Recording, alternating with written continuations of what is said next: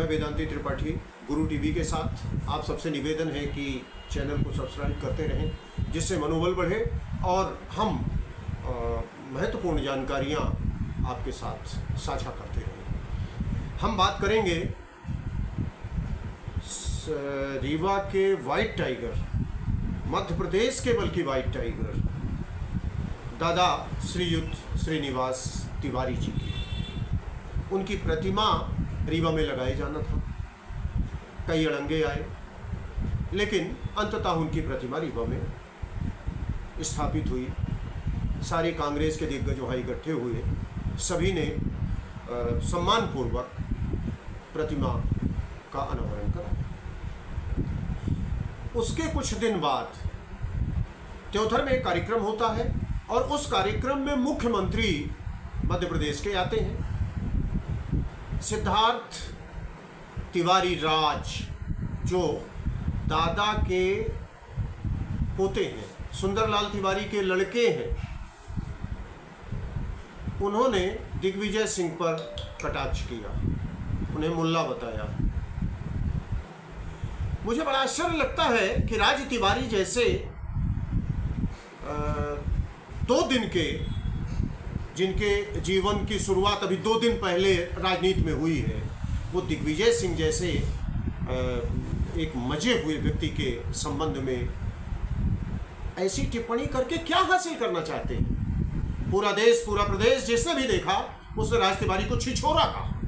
ये छिछोरा लड़का, भाजपा में उसको विधायकी मिल गई, मुख्यमंत्री मंच पर है, उनसे वाहवाही लूटने के लिए।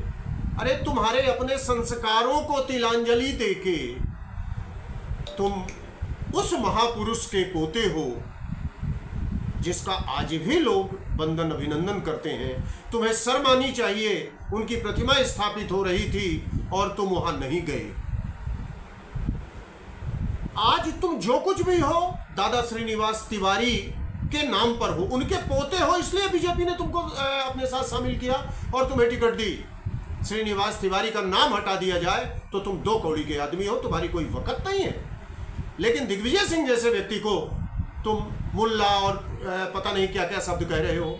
कभी जाके दिग्विजय सिंह के महल में देखना, जितना लोग घर बनाते हैं उतना बड़ा राम दरबार राघवेंद्र सरकार का मंदिर उनके यहाँ है। जानकारी होनी चाहिए, दिग्विजय सिंह दिखावा नहीं, वास्तव में संस्कारित व्यक्ति हैं और सवेरे पूजा पाठ जो हिंदू धर्म का काम है वो करते हैं, इसके बाद दिनचर्या शुरू करते हैं। उस व्यक्ति को आप मुल्ला कह रहे हो। बड़ा आश्चर्य होता है ऐसी परिस्थितियों में। राजनीति कितना गिर गई है, राजनीति कहाँ चली गई। एक रीवा के सांसद हैं, उनका तो भरवाने मालिक, वो लोगों को नहलाने में, अभी एक उनका वीडियो सामने आया, एक लड़के को पकड़ के नहला रहे थे। पूर्व विधायक त्योथर के वो भी नहलाने में जुट गए। दोनों में कंपटीशन होने लगा कि कौन कितना नहलाएगा। वो लड़का इनसे डर के भागने लगा कि एक रगड़ रगड़ के उसकी चमड़ी न निकाल दें।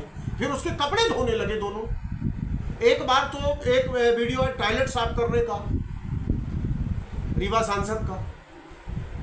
क्या तुमको जनता ने टॉयलेट साफ करने के लिए सांसद बनाया है? जनता के हित की बात तुम कुछ नहीं कर सकते। जनता के हित में तुम कुछ नहीं कर सकते। तुम रोजगारी नहीं मिटा सकते। तुम अन्याय उनके साथ जो होता है उस पर कोई वो नहीं कर सकते। और मंच से वाहवाही दे रहे हो, हुर्रे हुर्रे, पता नहीं क्या किस तरीके की कहाँ की भाषा ले आते हो।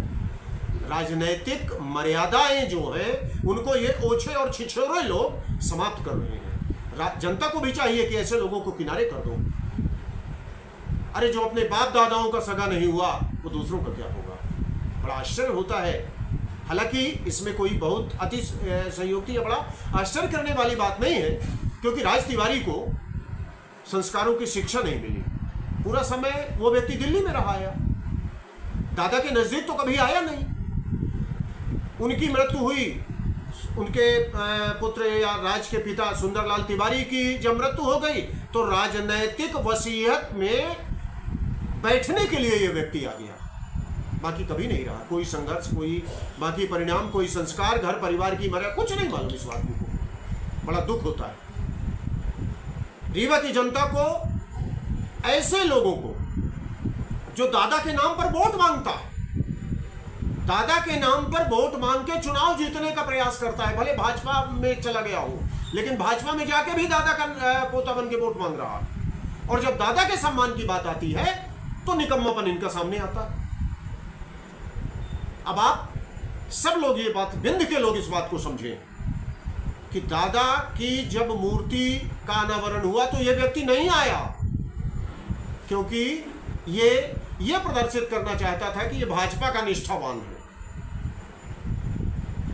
बस यही एक दुख भरी दास्तान है रीवा की, बिंद क्षेत्र की, कि ऐसे ऐसे लोग राजनीति में हैं जिनका कोई सिद्धांत नहीं है, कोई ईमान नहीं है, कोई धर्म नहीं है। ऐसे छिछोरे लोगों से जनता को भी सतर्क रहना चाहिए, उनको वोट बिल्कुल नहीं देना चाहिए।